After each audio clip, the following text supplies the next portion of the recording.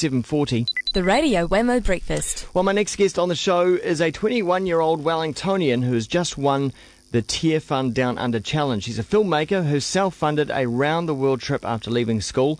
Kind of a first crack at the Kiwi OE, but the difference was that he travelled to meet and stay with people he had met via YouTube and Facebook. Now he's off on another world trip, this time with Tier Fund having won the competition. His name is Andrew Strugnell, and he joins me now. Good morning to you, Andrew. Hello, Glenn. How are you? Very well, thanks, and congratulations, by the way. Thank you so much. It's been an absolute whirlwind of a trip. Yeah, well, tell us about yourself. How did you get into filmmaking in the first place? Well, since the age of 12, I'd say I've been interested in filmmaking. I started off making all sorts of clay animations on the computer with the webcam, and since then it's kind of just taken off with my involvement with school to make all sorts of videos for competitions, and it's now escalated to be my work now, and I've been enjoying taking part in all sorts of competitions along the way. And you've kind of grown up with this technology, really, haven't you, through your teenage years? Yeah, absolutely. I mean, my early days in Windows Movie Maker, I'm sure many people are familiar with the software, and it's just taken off from there. Yeah. You are really into the online media side of things, as we've just discovered. So that's how you're getting all your videos out there? Yeah, YouTube's a huge player in this. I've been part of YouTube since August 2006 or so, and it's been really cool just interacting with the internet and all sorts of different audiences out there through online media, and YouTube has been that medium. Yeah.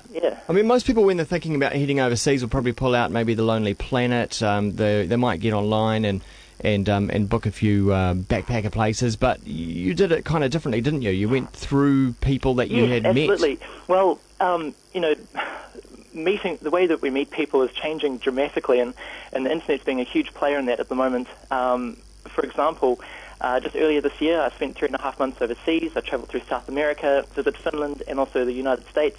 And along the way, I visited about 8 or 9 YouTube and Facebook and Vimeo friends along the way, which is quite amazing, considering you interact with these people through Facebook and Vimeo and YouTube, and you Skype call with them, and then the next thing you know, you step off an aeroplane and you're hugging them at the airport. It's quite surreal. But were you worried about meeting these? Well, I suppose they weren't strangers, though, were they? Well, because you'd met them online. They were kind of strangers in a way, but I was incredibly excited.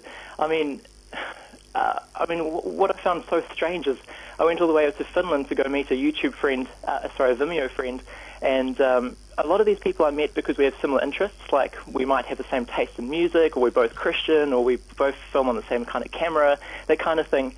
And it's really cool. Some people might be surprised that that Vimeo is a social network. I wouldn't consider it a social network. I think it's more fluke that these things occur because I suppose videos attract interest groups. Yeah.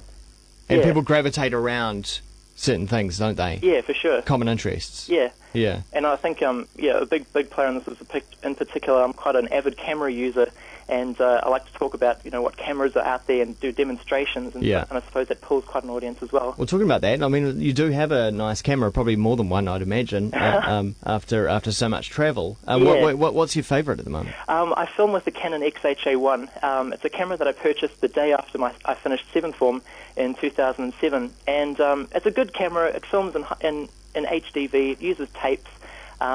It's got a good piece of glass in front of the camera. It's been my favourite camera so far. But it's interesting you prefer tape as opposed to direct-to-disc. Well, tape is kind of old school now. It's actually quite a hassle to work with, especially with downloading the footage all the time. But the newer cameras out there will record directly onto memory cards, and it's just by far easier to work with. I've seen some of your videos on your YouTube channel.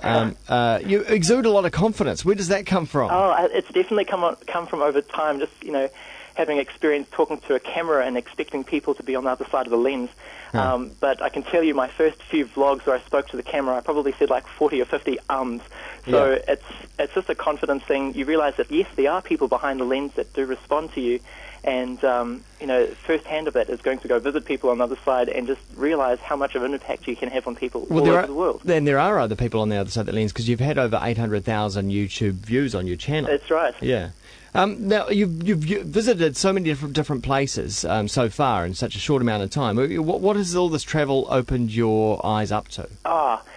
I think what's been really cool is that we can get stuck in a bit of a bubble here in New Zealand. You know, you've got work, you've got your sports, you've got all sorts of other activities, but then when you get outside of New Zealand and you actually see the world, see what people live through every day and the different cultures, it just gives you a zest and an enthusiasm for life, I suppose, just seeing all this going on at the same time as your supposed mundane life here. Does it put things in perspective? Yeah, it does. And I think what's quite cool as well is when you do meet people who aren't as fortunate as you realise, you know, the life isn't all about me and my iPods and iPhones and, you know, how much money I can make, that kind of thing. It's really, it does bring things back into perspective. So you entered this tier fund competition. What was that all about? It is actually with Downunder Worldwide Insurance. They're a company that operates in the UK, New Zealand, and Australia, and they offer the industry, you know, the leading insurance deals for travel insurance, and particularly they cater to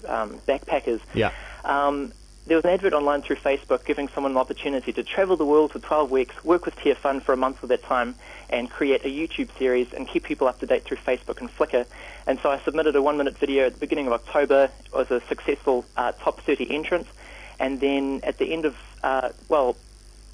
October, they selected the top 3, and then I just went on this all-out campaign to try and get as many public votes as possible to win the competition. Well, little did they know that basically you'd already been preparing for this job. Oh, absolutely. For a number of years. This is my dream, by far. It's a perfect job. Yeah. And okay, so people now vote for what you should be doing, or where you should go on Facebook. Is that right? That's right. There's a supposed itinerary out there that I'll be travelling along for the next 12 weeks, but it's very flexible. So people can suggest all sorts of kind of different challenges, places I should go. In a sense, it's kind of like The Amazing Race, where people can. It's not so much the organisers that choose where I go, it's the people that choose where I go. So at the drop of a hat, they could say, all right, Andrew, you're flying to Venezuela to do this particular challenge, and you guys will be able to revel in the excitement online through Facebook and YouTube. It also sounds a little bit like Twit trips, where you turn up at a destination and you've got a certain amount of Twitter followers and you say, hey, what should I do next? And you're completely relying on them. Yeah, but only the great difference is that Downunder is supplying the budget. Yeah, which is nice, isn't it? Yeah, absolutely. So you're not having to necessarily doss on people's couches? That's definitely an option, because I wanted to show that you can travel on a budget, that travel isn't as expensive as everyone deems it to be. And with my travels earlier this year, I know firsthand that you can travel on a low budget. Yeah. Yeah. I mean, this really is the modern form of the Kiwi OE, I suppose, isn't it? You mean through making online contacts? Yeah, well, yeah. And discovering places to go in the world and discovering things to visit through online contacts. For example, like you say, you know, the Couchsurfing scheme or the service online. But, you know, the internet is just making the world so much smaller. And, you know, making contact and say, hey, you know, I'm going to be in this place at this particular time.